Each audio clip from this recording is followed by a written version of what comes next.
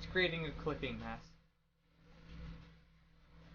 Sorry, that took a bit. And so then we have our mask. It doesn't look any different, but it did create a folder.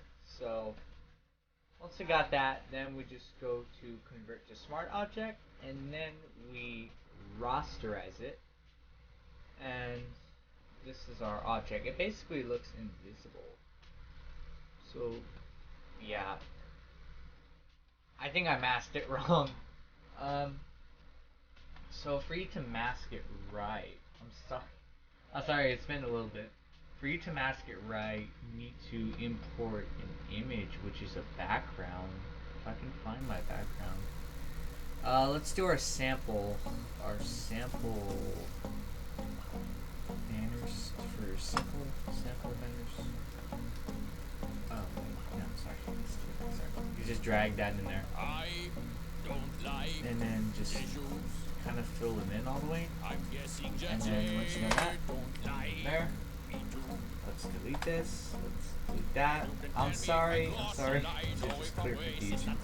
And then go to our background. And then you first have to rasterize it, actually.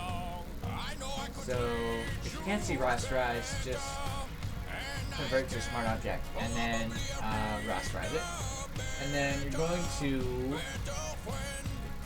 It's a lot of things. You're going to create a clip right here. Okay, now that that's done, basically move this anywhere. And then it shows that effect right there that you can use. So it's really cool if you do that. So you can move this around, but you can also move this around, which you basically clip this, and wherever you move it, it's like an effect, you know? You can do invisible, stuff like that. You can also mask for text, so for pretty much anything. So that's the basics of masking. And the next thing I'm going to show you is dodge and burn. So for dodging and burning, dodge tool is basically just a tool to brighten things up. So let's grab a sample image here. Grab a sample image.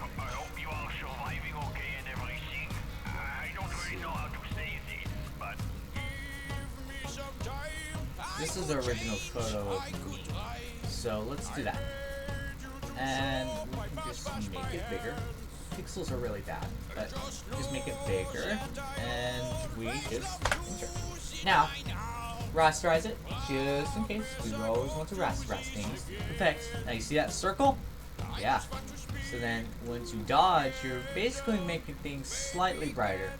But that's for your exposure. So you don't want your exposure exactly 100%. Because if you do that, then things won't be easy. Because it'll just make it too bright. It can go all the way up to 100% and nothing else. But that's too bright, even for skin like mine. That's too bright. So to undo, Command Z or Control Z. And for your exposure, you want it naturally brighter. So I would do down to 30%. And that would make it naturally brighter, even for eyes. So then, you choose your brush up here, and I suggest just a general brush, and just like a soft brown brush to give it some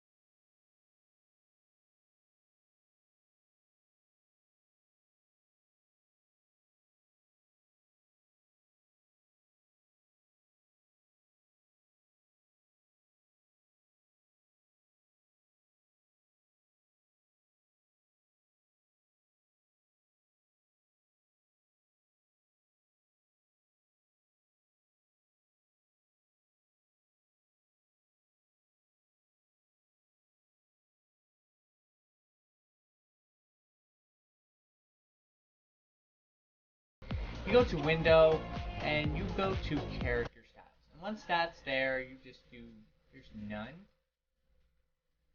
So that's because it's in a box. So we have to go here, and we have to select that. And paragraph styles, basic paragraph, stuff like that. If you don't want to do the character styles, that's fine. You can just do the basic tools right here, which are okay, which are good. So these tools right here are basically like character styles. Strike through, underline. Those are pretty cool stuff. You do bold, you do italics. That's what basically character styles is. Since it won't show, I'll just let you know. But if you're confused about character styles, you can let me know in the comments. And the fonts will be linked below. And that's pretty much it. If you want to know more, there will be more videos in the future. You can like and subscribe to help me out, and I'll make better videos.